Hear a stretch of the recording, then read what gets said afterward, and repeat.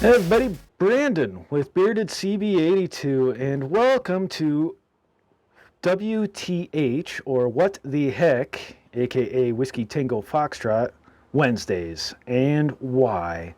Well, on this first one, we're going to discuss something which obviously needs to be talked about because apparently there's a group of mechanics somewhere over on the East Coast that just love to make everybody else's life hell.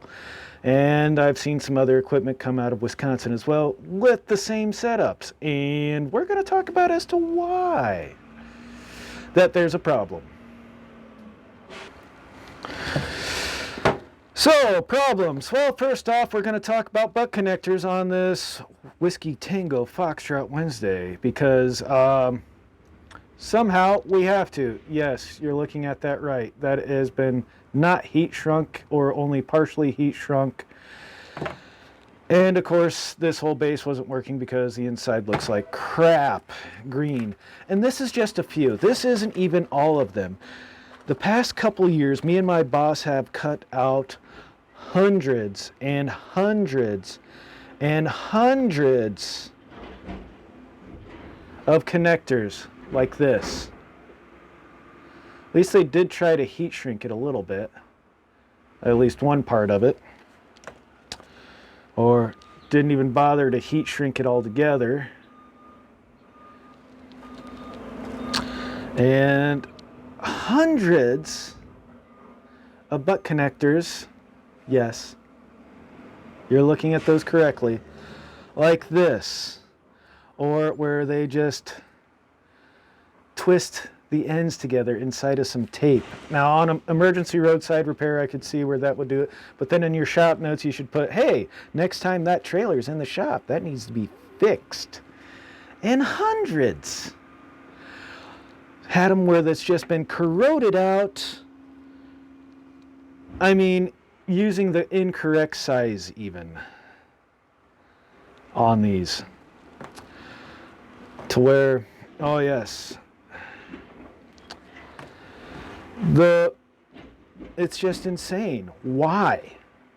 Why would you not heat shrink your butt connector? Why would you not try to use the proper butt connector, or let alone the proper size? And of course, as you can see with this one, because you know it had all that crap and it really green inside of there, where it shouldn't be, because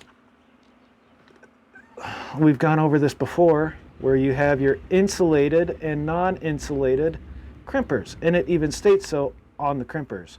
So your non-insulated being this little bitty one there for non-insulated butt connectors, where you would heat shrink over it, and your insulated one for your heat shrink insulated butt connectors, that little bitty round part right there.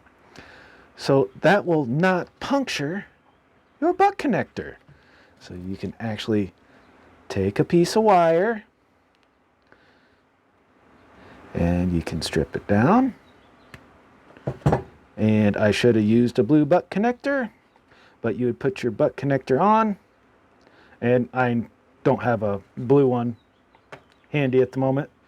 Put your butt connector on, and then you go on your insulated side of your butt connector, like right there, squeeze, do to the other side, squeeze, and you can use a mini torch, butane lighter. People say you're only supposed to use heat guns, but if you're on top of a trailer in a yard hundreds of feet from an outlet, you're not going to have a heat gun. If you're on the side of the road, I carry the little bitty torch 300 with me so I can just heat these up real quick and get it moving and hopefully not have to worry about it ever again.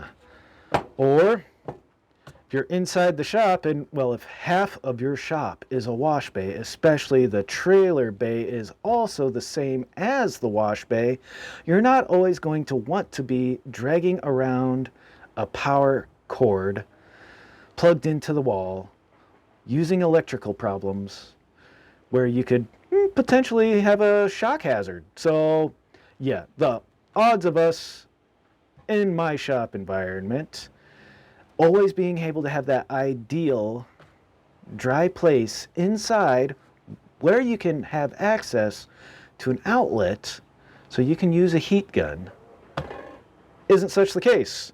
For you guys that do have that, well, you're lucky. It's a luxury.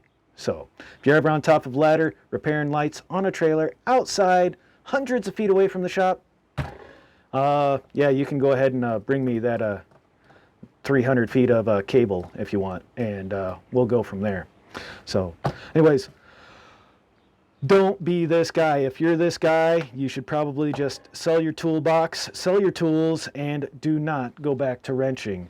If you want to be better, be better. Do it correctly. Don't half-ass it.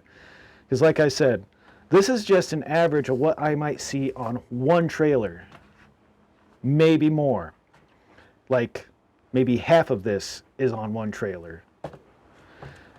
We've gone through a lot of butt connectors in our shop, and butt connectors cost money. We've spent hundreds and hundreds of dollars on butt connectors because somebody can't do their job right, or somebody wasn't trained right, and whoever trained that guy needs to have their wrenching privileges revoked.